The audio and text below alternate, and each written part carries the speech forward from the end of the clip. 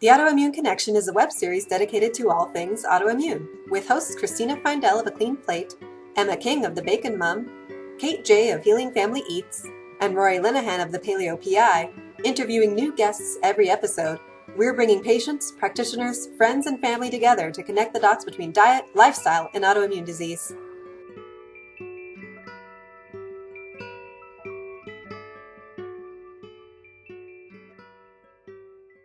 And on today's show, we're discussing dietary ketosis as a therapeutic tool to heal from chronic illness.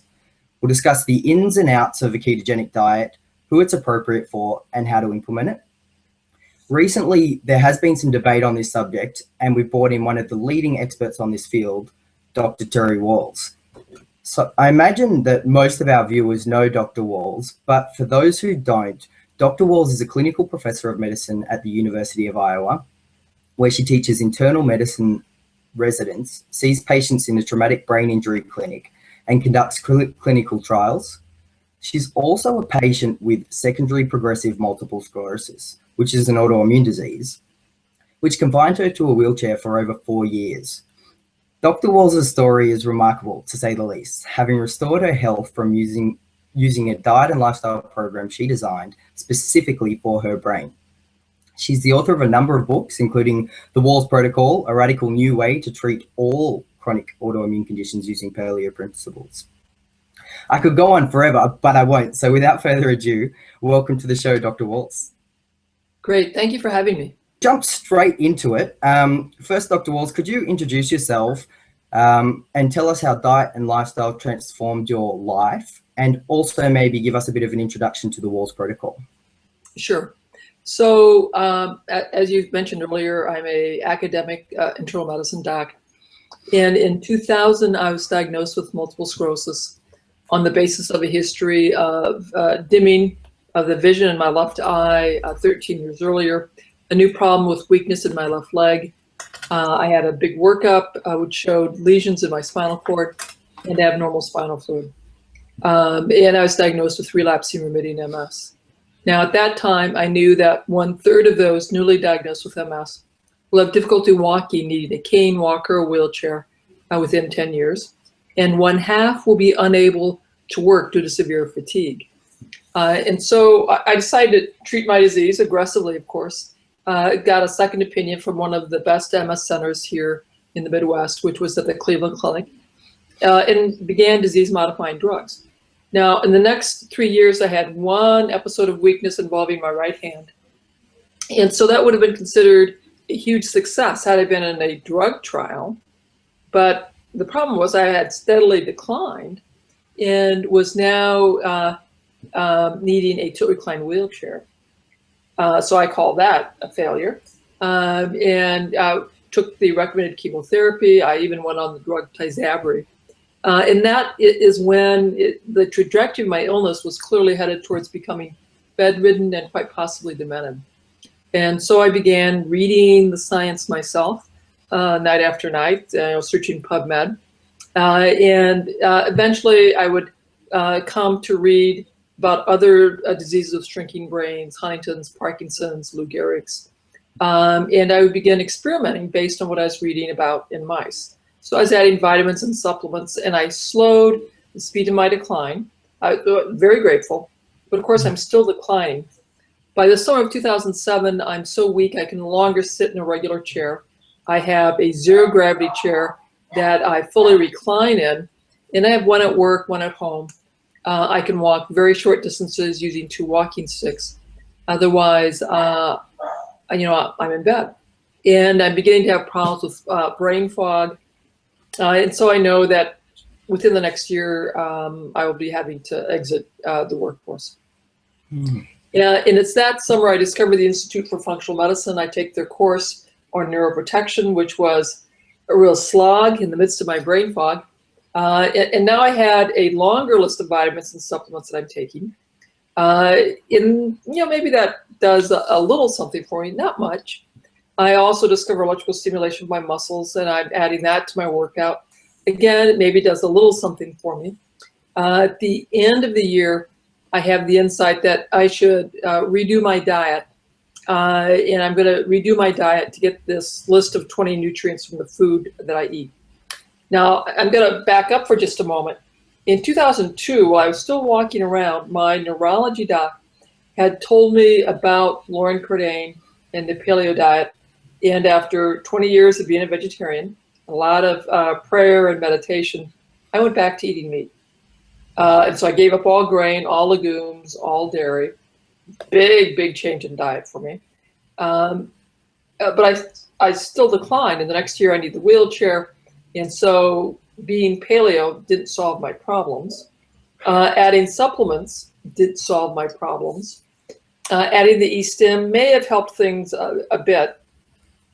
When I redid my diet, and of course that took a little more research to figure out what I was going to be doing, that's really when the magic began. And within a month of adopting that diet, my fatigue was markedly reduced. My energy was up. My mental clarity improved. In 3 months, I'm walking around fairly well without a cane. In 9 months, I get on my bike for the first time, in about 5 years, and I pedal around the block. My family and I we're crying because this is the moment where I realized, I don't know what's possible. That recovery of function, given enough time, might really be possible. And at 12 months, in fact, I do a 20-mile bike ride with my family. Now, mind you, I did have to take every 5 miles, I laid down and rested for a few minutes and then got back on my bike, but I still did those 20 miles. And so that really transformed me as a person. It transformed how I thought about disease and health. It would transform how I choose to practice, and it would ultimately transform the type of research that I choose to do. Great. Your story is just so powerful. I remember having started a paleo diet around 1.5 years, 2 years ago, coming across your TEDx talk, and that serving as the inspiration for me to get started on all of this. What was interesting for me in what you said particularly was how you tried different diets to solve your problem, your health concerns around multiple sclerosis. I know a lot of our viewers have tried a lot of diets too, including the autoimmune protocol, which is the diet that I follow and a number of our listeners follow. Also, a number of our listeners and viewers are interested in the ketogenic diet and different forms of ketogenic diets. So I'm just wondering, before we get into that, if you could tell us a little bit about what is ketosis, how do you get into dietary ketosis, and what are the benefits of it? So ketosis refers to what fuel your mitochondria are using. And the mitochondria in our cells are really ancient bacteria that, got into our cells about 1.5 billion years ago. And they are present in all of our animal cells. And they generate the energy in a very efficient way for the cell. So the cell can do things like grow, make hormones, contract, and it's really a vital energy management process. Now, we have a very resilient mitochondria in that it can burn protein in the form of amino acids. It can burn sugar, which are carbohydrates, or it could burn ketones, which are a form of fat. Now, the easiest is to burn sugar as far as the carbohydrates, but it can also burn protein or burn fat. So that means when we left equatorial Africa, over many hundreds of thousands of years ago, and we got into winter, and we couldn't get carbohydrates anymore because they'd all died off during the winter, we had to survive on the animals and that we could hunt, so protein sources, and the fat from our bodies. And the fact that our mitochondria could burn fat or protein in the absence of carbohydrates meant that we didn't die. So nutritional ketosis is a normal thing to experience, and every society that lives in a place where winter exists had ketosis. And every society that's lived in a place that had a famine or a drought or war probably also experienced ketosis. So it's really part of our survival mechanism. And as we look at it, we realize that when we're in ketosis, our brains actually thrive. We make more nerve growth factor. And so, yeah, it's actually a very protective fuel for the brain. But you have to have been adapted to that fat-burning state. If you just suddenly take away the carbs and your brain's not adapted to it, you are going to have problems. Okay. So I guess that leads me into the next area of questioning. Given that it is so good for the brain and to help brain function, is it more appropriate for those with neurodegenerative diseases to get in ketosis and use a ketogenic diet? Or can it be used by everyone with an autoimmune disease? Are there specific people that should take caution before getting into it? So this is wonderful cutting edge research. You know, and I talk about this in my book in a bit more detail. In the early 1900s, about 1919, some researchers observed if you put kids into ketosis, you could stop many of them from having these refractory seizures. And so it was called the water diet then. And so kids were used and adults were placed on this to control seizures. When Dilantin came along, that was a whole lot easier than being in a water diet. And then in the 1950s and 60s, there's a little more interest again, yet for people who had severe seizure disorder to use a ketogenic diet. And so I believe in Dateline, a son of one of the producers had severe seizure disorder that was greatly stabilized by ketogenic diet. And so that increased the visibility of ketogenic diets. And now there are a number of centers around the country that use ketosis in children with refractory seizures. So that's has become a therapeutic option to offer kids with seizures. In addition, scientists have recognized that there's a theoretic rationale for why, if you have a progressive neurological disorder like Parkinson's, ALS, Alzheimer's, I study it in the setting of MS, that a ketogenic diet perhaps is productive. And so these studies are underway. We don't have the definitive answer yet. I've seen some of the preliminary data. It looks certainly very promising. I also know that it's being studied for cancer. And again, I've seen the preliminary data, very promising. And I have a number of cases of people who had metastatic cancer who added a ketogenic diet that have done very, very well. It's been studied for polycystic ovarian disease with great improvement in insulin sensitivity, reduction in symptoms, reduction in the hirsutism, and improvements in fertility. It has been studied for obesity and diabetes. What I caution people, the public, about how enthusiastic we should be, is that we don't really know yet. You know, this is being studied. I don't have really a lot of science yet to guide people one way or the other.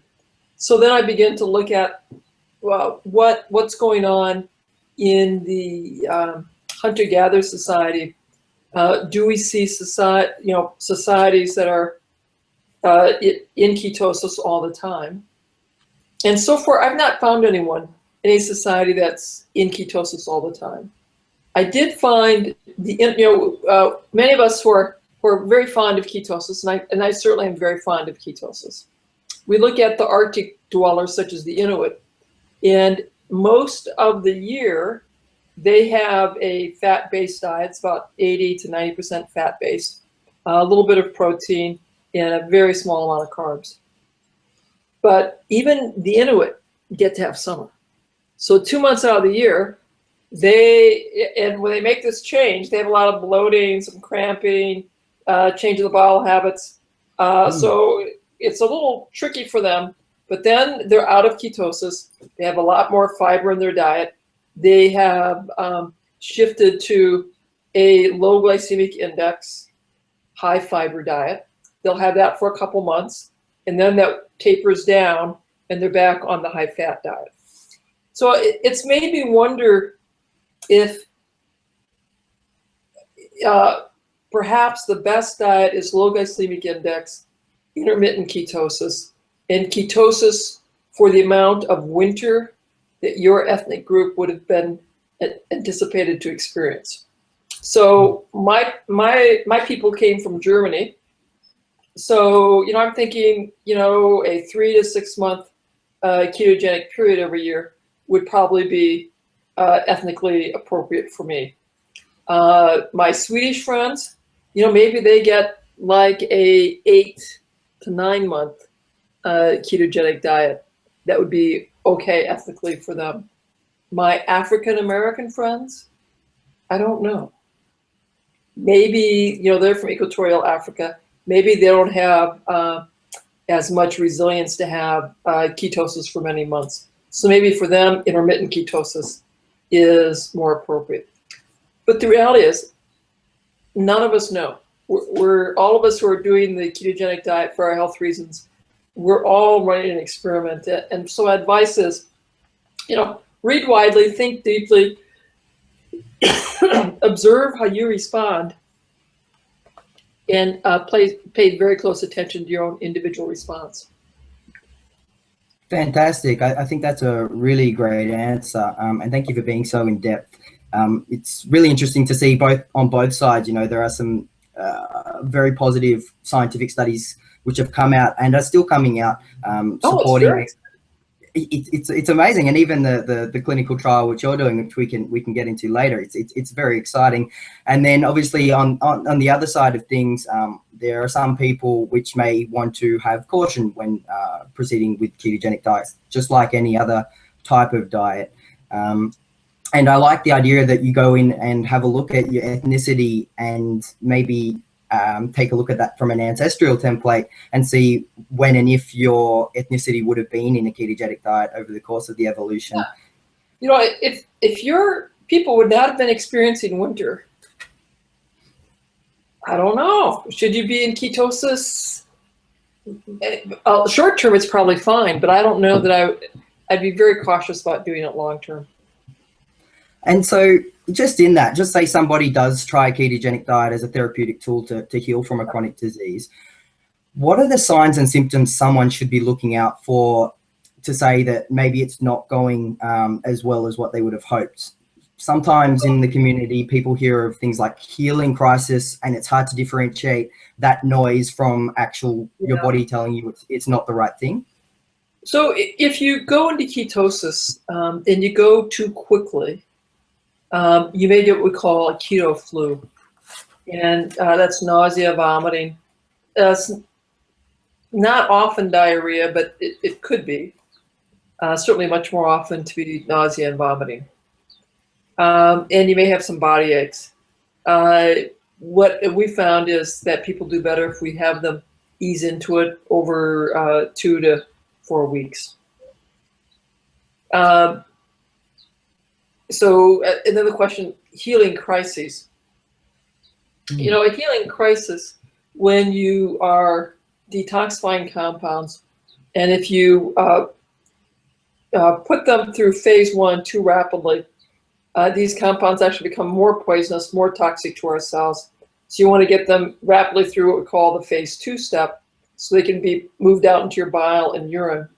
And if you have a relatively slower process through phase 2 than phase 1, you can get extremely ill, have more pain, more headache, more brain fog.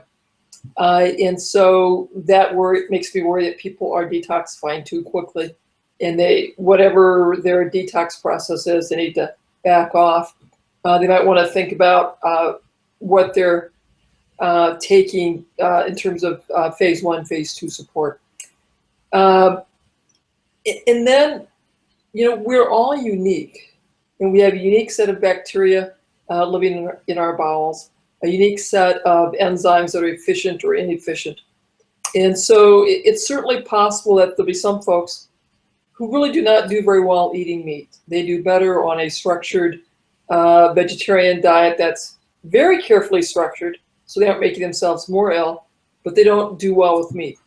I have, of course, many folks who don't do at all well with grains and legumes. So the other thing I try to stress to all of my followers, whether they're vegetarian, vegan, paleo, ketogenic, is we can screw up any of these diets if we aren't careful. We can make ourselves incredibly ill if we aren't careful in how we structure it and paying close attention. The ketogenic folks who go into ketosis and have so little plant material that they aren't feeding their microbiome can create health problems, and they can create nutritional deficiencies. The folks that eat only meat and no plant materials, likewise, are going to have not enough to feed the microbiome. And the people who are eating only vegetarian and vegan diet can easily create problems with lectins and phytates and food sensitivity issues. And we can do food sensitivity problems with any of those diets. Okay. So if you had a patient coming to you today, say with a chronic autoimmune disease, on the paleo autoimmune protocol, we would say to them, start the autoimmune protocol, and then after 30 days, reevaluate how you feel. Maybe we need to, as you say, reduce the quantity of meat or increase your quantity of vegetables. So let's say if somebody comes in to see me, autoimmune illness, I'll do a timeline of the illness. I'll do a functional medicine matrix, look at all of their diet and lifestyle factors, and try and understand what their dietary approach is. I'm very, very, very concerned about nutritional density. I'm very concerned about enough soluble fiber resistant starch to feed the microbiome. So I'd rather have 50 to 100 grams of fiber in the day. And I prefer that people not overeat on protein, not overeat on meat. I prefer 6 to 12 ounces of meat a day. I do have people who are vegetarian for the religious and spiritual beliefs, and I try to work with them on how to do it more safely and have them revisit, could their interpretation of the vegetarian diet be what's causing their health problems. So if I've understood correctly, you'll have a look at somebody's environmental factors, you'll have a look at any religious or cultural beliefs, and you'll tailor a nutritional and lifestyle program according to that? Absolutely. Great. I think that also speaks to how bio-individual each of us are, and how many different both internal and external influences we have which shape our dietary and lifestyle decisions. And we have to accept people's spiritual, religious beliefs where they're at, and work with them. To invalidate those is not right either. Awesome. I try to cool the passions on my vegetarian and vegans to get them to realize, yes, there are other ways of eating, and I have to cool the passions of my paleo and ketogenic eaters to get them to realize, yes, there are other ways of eating, that none of us have it completely figured out, and we can all make mistakes. Absolutely. And just getting back to, I guess, a ketogenic diet, maybe we can just get into a little bit more detail of how we get into ketosis. How do I know? How do you know once you're in ketosis? Ketosis means that I'm burning fat. So I'm burning ketone bodies, and your liver makes the ketone bodies out of the fat that I consume. And if I'm consuming medium chain triglycerides, I can make more ketone bodies than from the other types of fat. So that's why I'm very fond of coconut oil, coconut milk, and medium chain triglyceride oil. If you're getting your ketones out of butter and cream, you don't make ketones as efficiently, and so you have to reduce your carbs even further. And to know, are you in ketosis or not? When you first are making that transition, you can do it by monitoring urine ketones. So you can get some urine dipsticks and basically pee on a stick.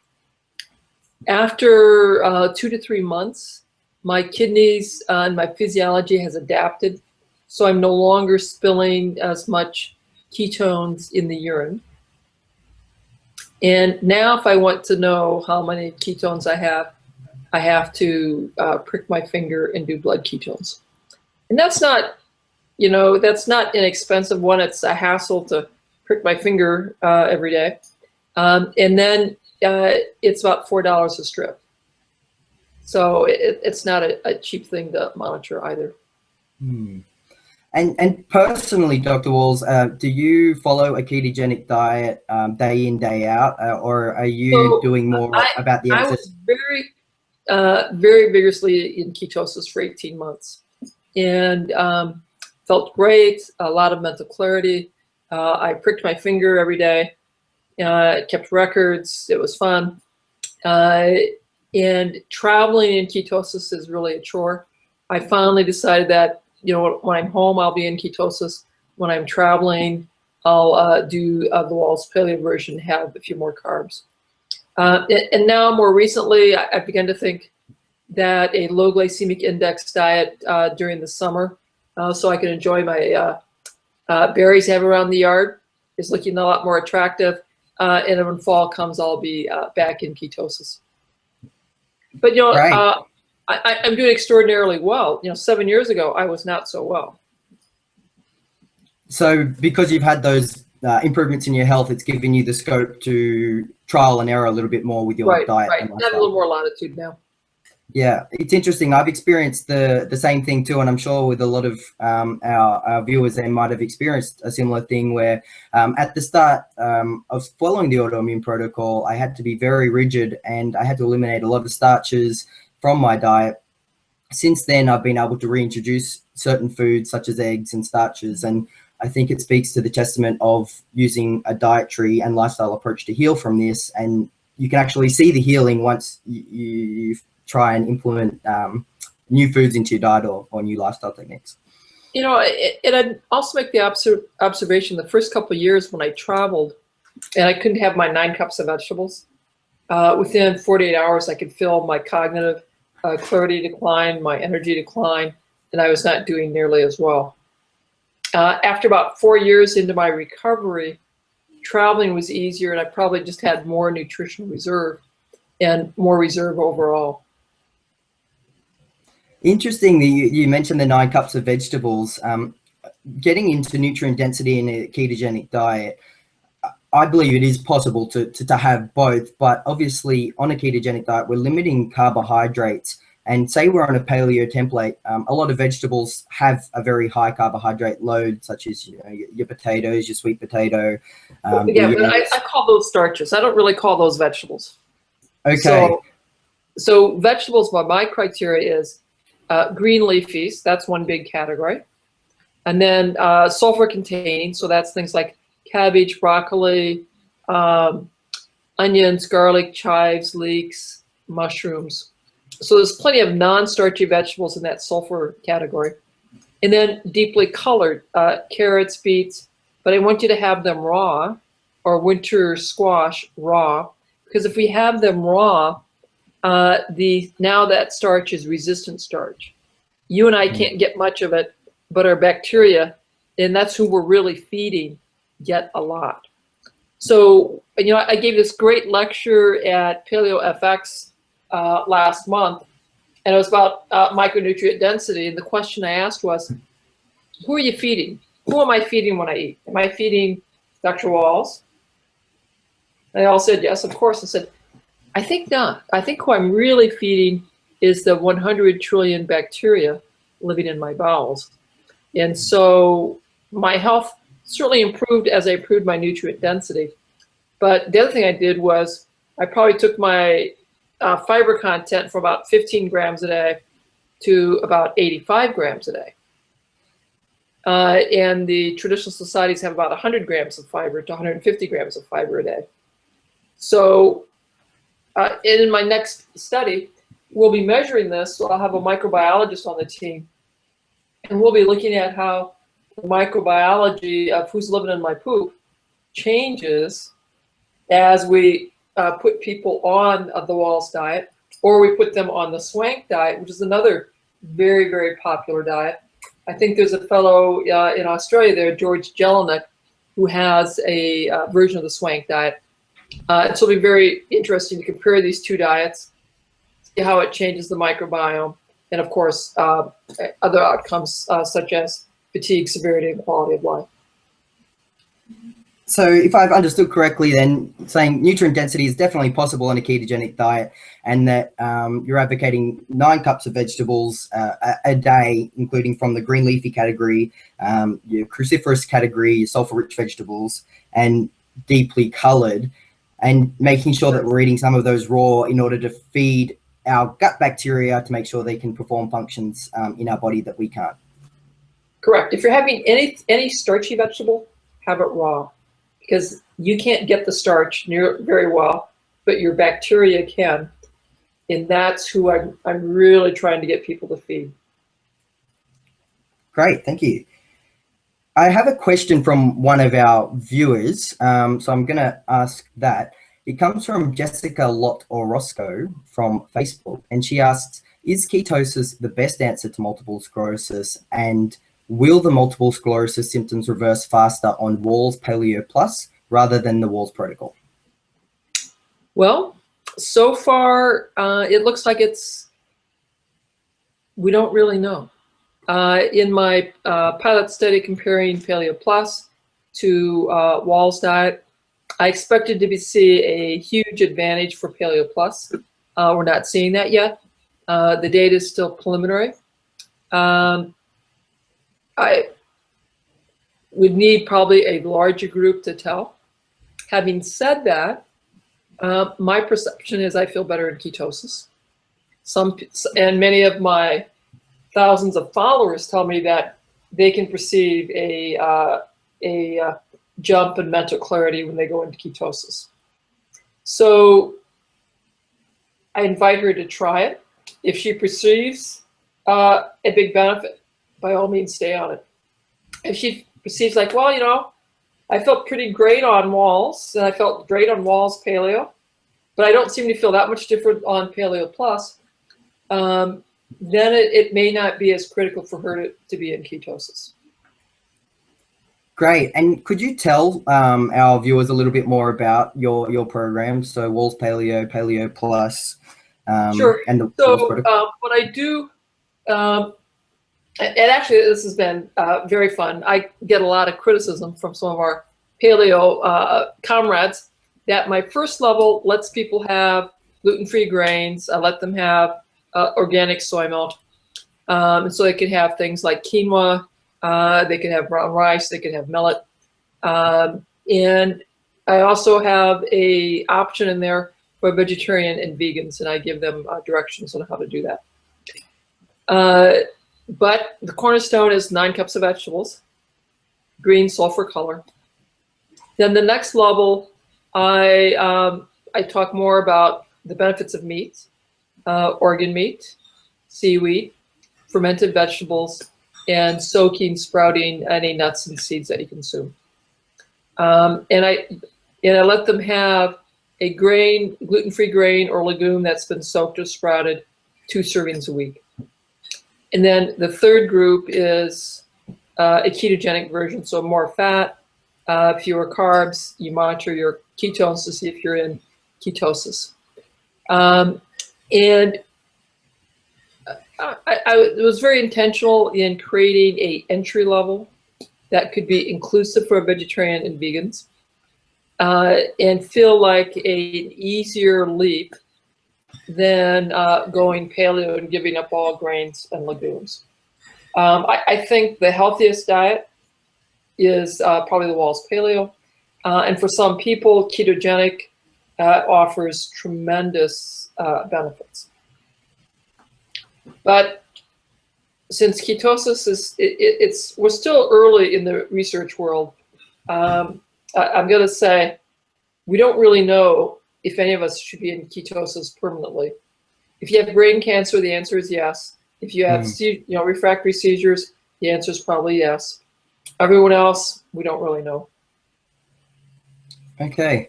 Well, thank you very much, Dr. Wahls, for your comprehensive summary of your protocols and also addressing a couple of concerns people had around ketogenic diets. If people are interested in more information on your protocols, is the best place to go terrywahls.com? Yes. So we have several things. terrywahls.com. And if they go to the shop page, we have some 30-day quick starts with menus and Facebook groups that have more support. We have a membership site that has ongoing lectures, and I have periodically in-person seminars, and we'll be having another one this August. And we had people coming from as far away as Dubai. I didn't have anybody from Australia yet, but it'd be great. If somebody wants to come, that'd be fun. We will be sending out email announcements in my newsletter, so sign up for the newsletter and they'll get links with the in-person seminars. And and the other thing that I'm working on developing, and I hope to have released probably in the fall, is a Wahls protocol coaching program for those who want to become coaches, and a Wahls protocol practitioner for those people who have either a license or a certificate in nutrition or in a physician capacity. Great. So lots of good things coming. Yeah, I don't know how you find all the time, Dr. Wahls. And I'm working on a grant that I'm trying to get off this week. So, I'm very excited. The next grant that we'll be launching to be comparing the SWANK and the Wahls diet. I have the pilot study going, and I'm trying now to get money to make it a little bit larger so it's an effectiveness study. Well, it sounds like you have a lot on your plate and a lot of exciting projects coming up. So thank you for being on the show. We'll make sure to include links to all of the things that you just talked about below. And it was a real pleasure talking with you today, Dr. Wahls, so thank you. Thank you. And to all of our viewers, be sure to share your thoughts in the comments section below. Give the video a thumbs up if you enjoyed the discussion, and subscribe to the channel if you'd like to see more. As we mentioned earlier, be sure to check out Dr. Wahls in all of those various sources that we just talked about. Thank you for watching, and we'll see you next time. Goodbye.